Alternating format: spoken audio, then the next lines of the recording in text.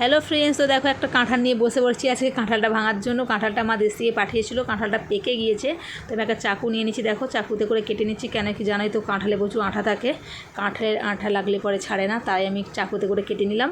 কেটে দেখো আমি দু হাতে করে টান মারছিলাম, কিন্তু আমি ছিঁড়তে পারিনি, কাঁঠালটা আমার দুভাগ করতে পারিনি। লাস্টে আবার চাকুতে করে কেটে কেটে বাদ দিচ্ছি।